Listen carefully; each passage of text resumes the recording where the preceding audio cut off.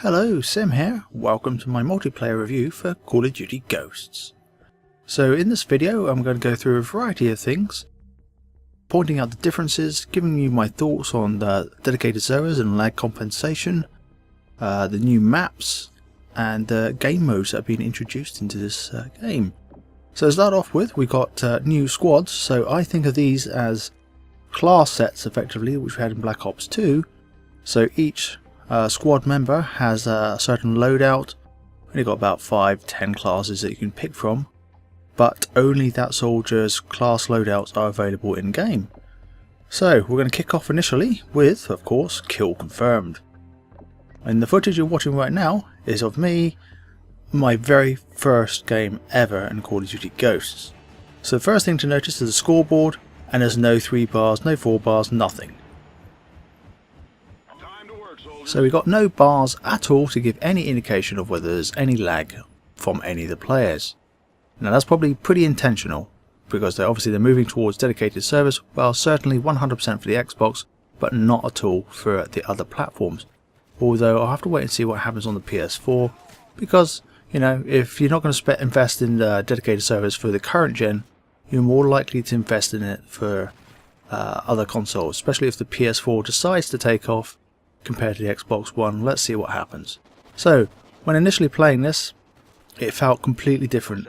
You're watching it, it looks ordinary, it doesn't look any different, but trust me, quite a few players that I spoke to said, yeah, it felt different. And that's probably due to the new game engine that they're using for this one. Yes, it's a heavy rewrite, but hey, that's semantics. So as I said, I'm playing Kill Confirmed, and it's the first gameplay. Now, apart from the obvious graphical differences, and it's looking pretty sweet even on current gen, the minimap is a major change. It's gone from, you know, to about 2/3 of the original size to widescreen, and you've got little yellow circles which indicate that the player is on your level. If you see a little arrow above the circle, then he's above your level, and another little arrow below the circle, then he's below you. So you have that sort of 3D feel to the minimap now. You know whether the enemy players are on your level, above you or below you, rather than just a dot on the map. Because the maps are being totally redesigned and are much bigger than traditional COD. Initially it felt like 2 to 4 times larger, but I don't think it's quite as large as that, but it's definitely different. And you've got a lot more levels vertically, lower and upper levels, etc. It's not just so flat as we've been traditionally used to. So team members automatically do callouts for you, so you know that enemies are in your position. So if you're not paying attention to the minimap, you know. Now the one thing noticed here is that the kill cam has definitely changed. You get much more preview of what happens, so you know whether you've been bullshitted or not. So now we switch to another map, being one of the largest maps on the Call of Duty Ghosts. And we're playing Domination, and at times it's like feeling like, ooh, are we playing Battlefield here? Because it doesn't feel like Ghosts. But this has got to be the one exception to the general maps. All the other maps are traditionally COD-like, but this is much more open, sniper, camper friendly. But hey, all Infinity Ward maps are sniper and camper friendly. That's just Infinity Ward for you. So you can see the graphics look pretty sweet.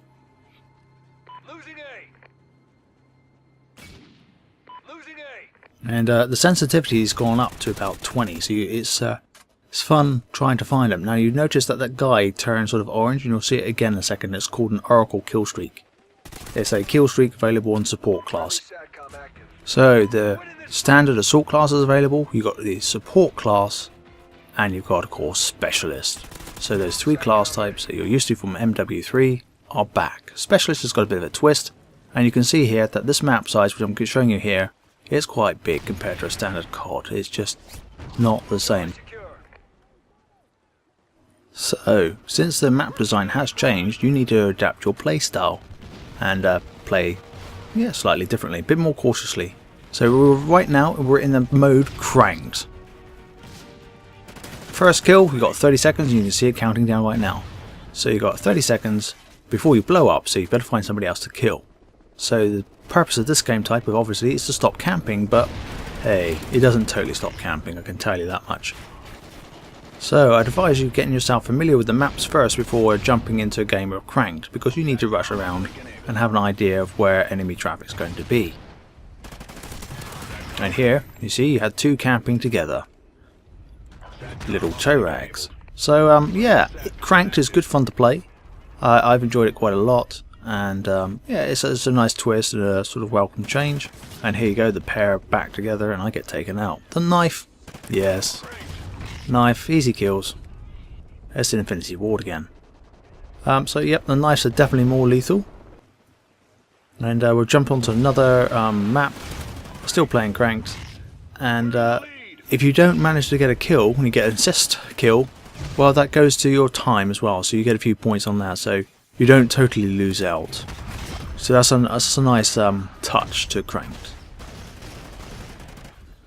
So as you can see, the graphics look pretty sweet on the current gen, and it's going to be quite interesting to see how it looks on next gen console. So I'll find out when I get my Xbox One next week. So we're going to join now into Blitz. You've got two flags, effectively, well, portals. So you've got to protect those and stop the enemy jumping into the portal. So here's our portal that I'm protecting, so I'm going to defend this area. It's advised that your team sort of splits into two, so you don't all attack, because if you all attack, then your portal's open to, well, attack. Going back to dedicated servers, you can really tell that the dedicated servers are there. Now, as soon as they run out, you know they run out, and you're back to a traditional Call of Duty as we know it, and it can really suck when that's the case. Yes, my lag compensation techniques of bandwidth throttling do work, certainly for when you're playing solo. I haven't had enough time yet to determine if there's any optimal settings for playing when at a party. But when the dedicated servers are all available, this game plays like it should. It's really very enjoyable. So, apart from defending, of course you can go and attack for Blitz. And here I'm going to go for a stealthy approach, because, well, they must be all attacking, or they've completely left this flank undefended. And at this point in time here, I can hear somebody above me, so sound whoring is definitely back, so I wait and pause for a bit and then jump into the portal. Sweet. Captured. So, of course, apart from being stealthy, of course you can be sort of mix it up, be stealthy and aggressive, or totally aggressive, totally up to you. Nice.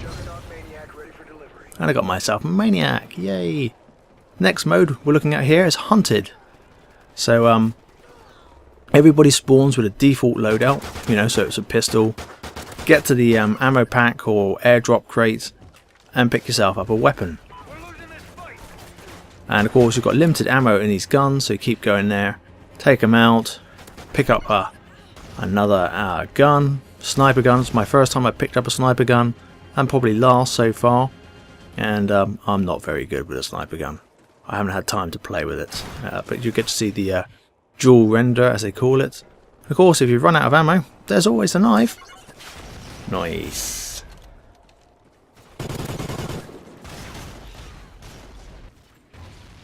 So finally, Search and Rescue, the new twist to Search and Destroy. And this has got to be the most objective mode that there is available in Ghost. It's really good fun. So when you kill an enemy, collect their tag to eliminate them completely so they can't respawn. Similarly, if your teammates go down, you'll see blue tags, go and collect them, and they'll respawn and be in the game. So, you know, you just don't want to leave them floating around. There's a nice little kill sequence coming up in a minute, and it's really cool. So get to take those out, rescue a teammate, and cool. You also get field orders. So if you see one of those like suitcases lying around that's floating in midair, collect that, and then if you do the challenge, you get rewarded.